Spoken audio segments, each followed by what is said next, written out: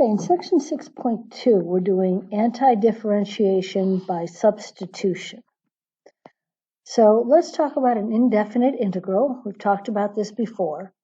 The family of all antiderivatives of a function f of x is the indefinite integral of f with respect to x and is denoted by the integral of f of x dx. So since there are no limits of integration, we are not going to get an exact value for this, but rather a family of functions. If f is any function so that f prime of x equals f of x, then the integral of f of x dx is f of x, the antiderivative, plus c, where c is an arbitrary constant called the constant of integration. And you've done this before, but let's take a look. Evaluating an indefinite integral, so we want to evaluate this function, which means that we are going to be taking this and finding the antiderivative. The antiderivative of 2x would be x squared. The antiderivative of negative cos x would be negative sine x. So we can evaluate this by saying that the integral is x squared minus sine x plus c. That's our constant of variation. Okay, let's take a look at some properties. That's a very simple example. Let's look at some properties. You've done all of these last year. So the integral of k, a constant, times f of x dx can be written as the constant times the integral. Oftentimes moving that constant out to the front of the integrand makes it much easier to find our antiderivative. The integral of f of x plus or minus g of x is the integral of f of x plus or minus the integral of g of x. Remember, this only works with addition and subtraction, not with multiplication or division. Okay, power functions. U to a power. The antiderivative is up a power divided by that same value. As long as n does not equal -1, u to the -1 would be 1 over u, which is the example here, and that's the natural log. Don't forget we need that absolute value when we do that. So, for example, the integral of u cubed du would be u to the 4th over 4 plus c, or 1/4 u to the 4th plus c. So that's our power rule. Trig formulas. The antiderivative of cos is sine. The antiderivative of sine is negative cos. Secant squared, the antiderivative is tan. Cosecant squared, antiderivative is cotan u. And secant u tan u is antiderivative is secant. Cosecant u, cotan u, antiderivative is negative cosecant. So this is just the opposite of the rules that we learned for the derivatives of trig functions. Exponential and logs. Integral of e to the u du is e to the u plus c, same thing as our derivative. A to the u is a to the u over ln a. Ln of u is u ln u minus u plus c. Some of these are maybe new to you. I think you probably did most of them in AB. And the log base a of u, we're going to rewrite it as ln u over ln a. Remember, ln a is just a constant, so that's going to be just left in the denominator, and that's our derivative, or antiderivative, excuse me, of ln u. So these are the rules that you should know and be able to apply.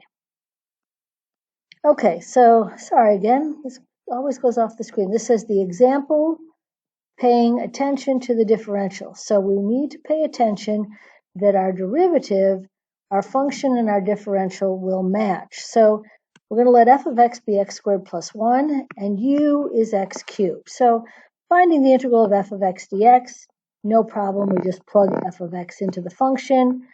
This variable matches with our differential. So I use my power rule, 1/3 x cubed plus x plus c. Now, if we want to do f of u du, well, f of u, substituting my u value in, becomes u squared plus 1 du. So now again, I'm matching here. They need to be the same. So 1/3 u cubed plus u plus c. Same thing I did up there, but then returning it to my x notation, substituting x cubed back in for u, I get this for my value. Now what happens when I mix the function variable and the differential? F of u dx. So again, f of u dx, since I'm finding this with respect to x, I need to substitute in before I take my antiderivative. So x cubed goes in for u, I end up with x to the 6 plus 1, and then I can find my antiderivative. So making sure that we match with our differential variable is very, very important. And that's where u substitution comes in. So sometimes we are going to change so that we can use a different function or a u substitution in order to find our antiderivative. All right, so this function is fairly complex. And if we can use a u substitution, so we're going to let u equal x cubed, that little piece up there. Now the reason why we picked this is because when I take the derivative of x cubed, I get x squared. So let's take a look. If we let u equal x cubed, then du dx, the derivative of u with respect to x, is 3x squared. I can then write that 1/3 du equals x squared dx. Let me just do the in-between step for you.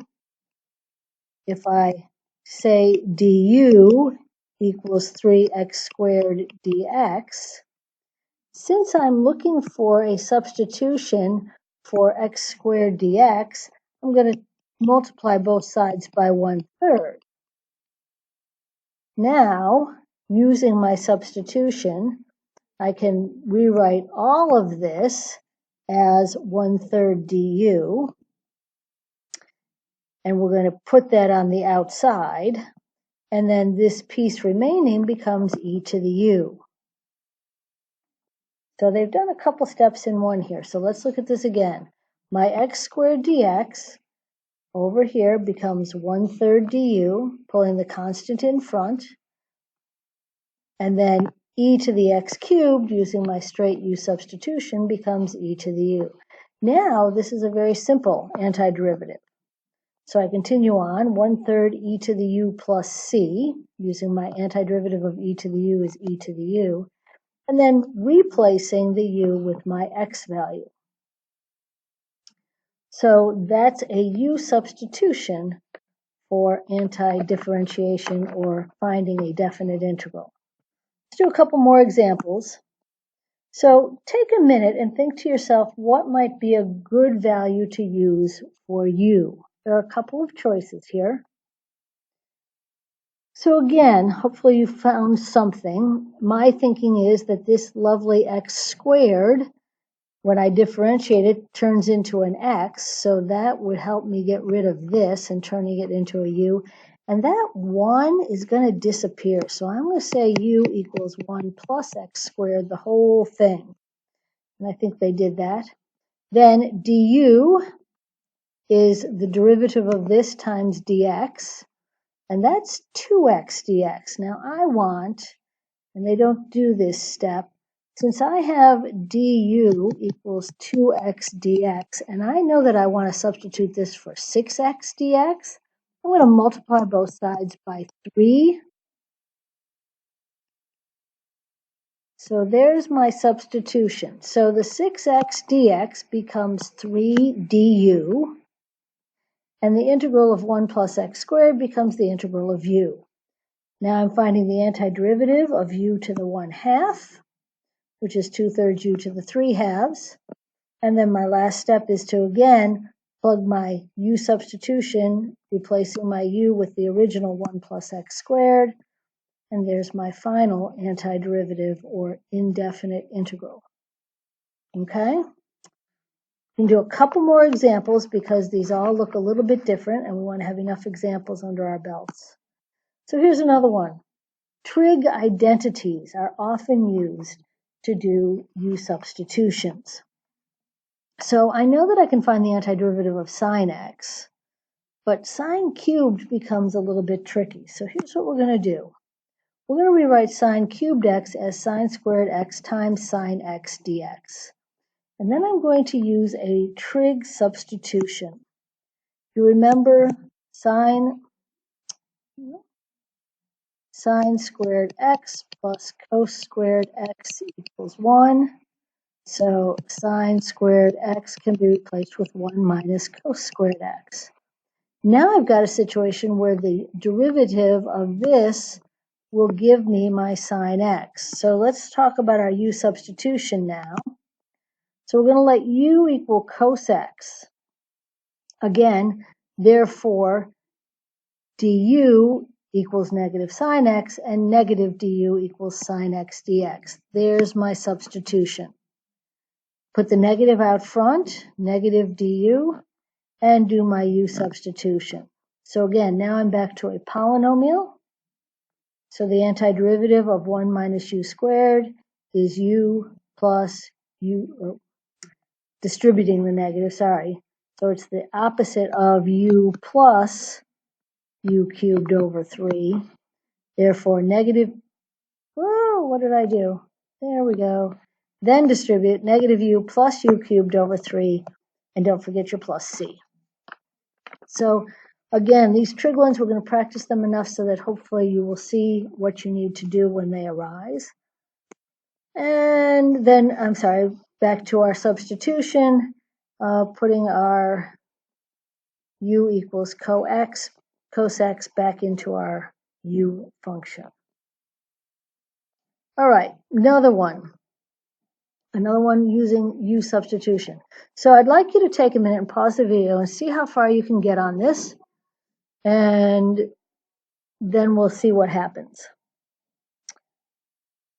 Okay, so hopefully you chose x squared minus 9 to be your u, and du is 2x dx. The question is, did you remember to substitute your limits of integration into our u format? If u is x squared minus 9, then we've got to take x squared, our original 0, and change that to negative 9, and our 2 plugged in becomes negative 5. So our new integral is from 0 to 2, goes from negative 9 to negative 5. Substituting all of our other pieces, we end up with 1 over u du. So again, if you forgot to change your limits of integration, take a look at that. If you need help getting from here to here, don't forget to ask when we get to class.